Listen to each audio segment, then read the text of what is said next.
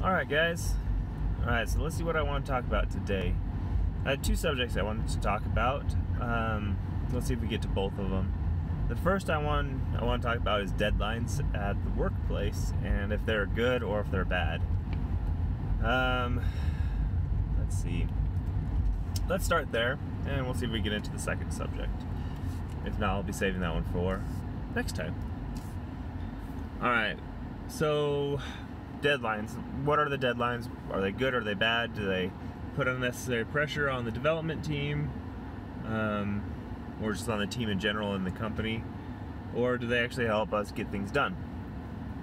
Okay, here's my gut impression right away. I think they're good, within reason. There's definitely times whenever they can be bad.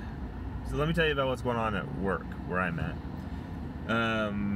What happens is the business, that's usually, those are the people who are doing the deals with the big companies, they're the ones who are pulling in the money, will meet with a potential buyer of whatever our product is, and that buyer says, yes, I want to buy your product, but I need your product to do X, Y, Z.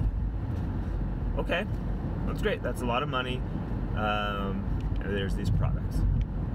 And what happens is they'll say, okay, great, we'll do that.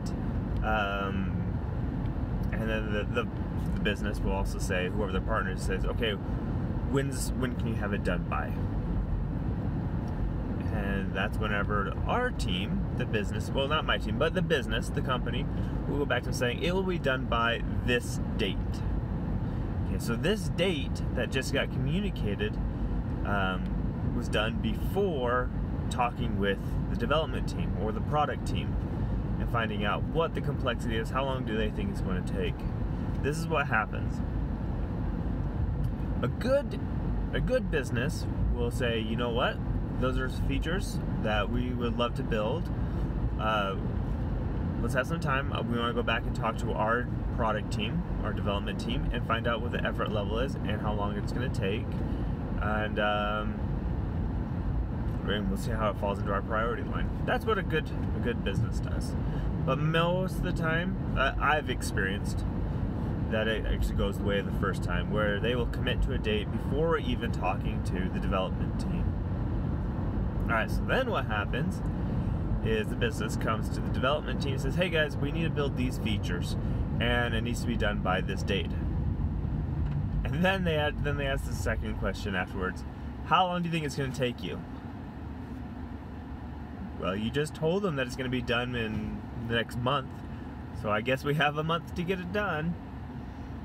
And then what will happen then is we'll sit down, we'll look at the project, figure it out, and find out how big it is, how long it's going to take, what's it going to take to build it, and then come up with estimates. And we usually come back, we'll tell the business, like, well, if you want this thing done right, it's going to take about 3 months. And the response is, well guys, you only have 1 month. What are you going to do to make it fit? And that's when corners have to be cut, or we have to really press the business to bend on their requirements so we can remove some of the features, so we can get it done quicker. So a lot of things go like that. So first off, that's pressure being put on the devs to quickly figure out a solution, not giving them enough time to architect it out, really think it through. So it gives a rushed solution, which means it's going to be buggy and not ideal. It also makes it so that future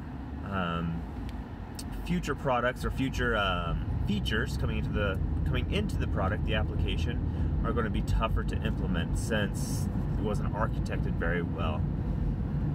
So those things cause a lot of stress for the developers and the business and our partners, because most of the time it gets close to the deadline and you won't hit it. You're going to be off. And so then they have to go back, let the partner know, or the potential buyer, saying, hey, we're going to be late. And so that's not good either. And that's creating distrust all around. Alright, so that kind of pressure is not good. It's not great. And a lot of times what they'll do too is they'll encourage you, they'll ask you to work longer hours into the evenings, or come into work early. They'll cater lunches. They will even cater dinners. Anything they can do to help incentivize you to stay and work on the product and get it done quicker. It's not good. You need a good work-life balance. You need to be able to come to work fully energized, be able to hit the ground running, work your 8 hours, taking breaks. You need to take breaks, and then going home to your family, your friends, to do something completely different, even if it's coding, but coding something you want is great, but something different. Your mind needs to shift. And so with these deadlines, it burns you out. You can reach your goal, but you're not excited for the next thing because it's going to happen again and again and again and again. Okay, so that's not good. That leads to poor product, burnt out developers, burnt out business, bad relationships with partners. It's not good. All right, I talked about it a little bit at the beginning, but what the business could do is that they will talk to the partner, find out what they want, and before committing to any deadline, going back and talking with the development team and saying, here's what they want, here's how much money's on the line for this deal, what would it take to get this thing done, and then the development team can then take the next day or two, or 3 days, I don't know, however long, not too long because they need to get back, to come up with a well thought out plan that's written out that describes the pros and cons of what direction and what the features could do. A few routes, like here's a quick route, here's a long-term route, here's an ideal route. Make sure you come up with time estimates because the business works in time.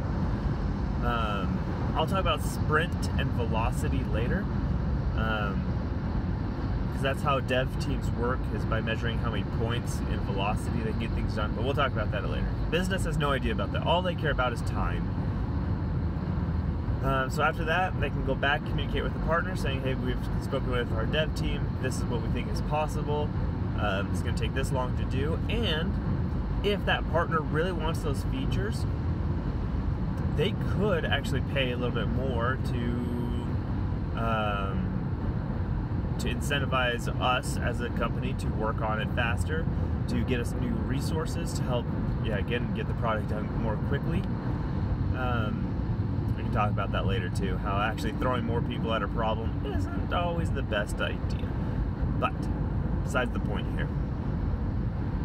Anyway, so after you get that done with that, you've communicated with the partner now understands that, hey, there's a timeline that's been communicated.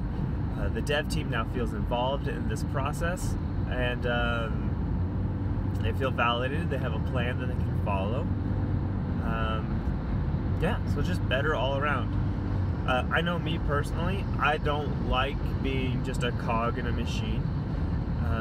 I like being involved in business decisions, whether I have the final say or not. I just like to have my voice heard, my concerns heard, but I like hearing from the business too, the higher ups, of why is this business deal important? What does that mean for us? What does it mean if we don't get this? Is it going to affect, are we going to all lose our jobs because we don't have enough funding coming in? Are we going to, will this, by landing this deal, does this make it so we can hire a bunch more people? Like, what does this all do for us? So those are all important things that I like to hear. Okay, and again, the team feels validated whenever they're involved in the process. They feel more committed that it's their project and not the business's. It's everyone's. Okay, so those are deadlines. That's why I said I think they're good, because they help us stay focused. They help us have a goal in sight that we're trying to achieve. Humans in general, we do really well whenever we have something that's achievable, and we say, this is our goal, and we're going to try to achieve this, and then we start laying out steps on how we're going to get there. So I think goals are great. There's a phrase that says, hey, if something's due tomorrow, that means we're going to do it tomorrow.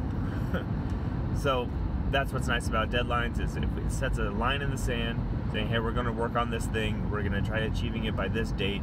If there isn't a deadline, then we don't know when this thing's going to be done. We're kind of going to be loosey-goosey working on things.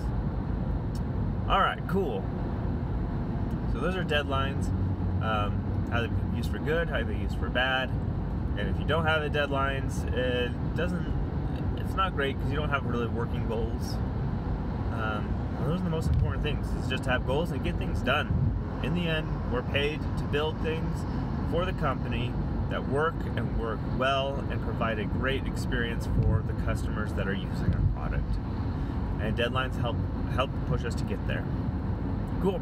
Well, that's it for today, and I'll see you guys next time. Have a good one.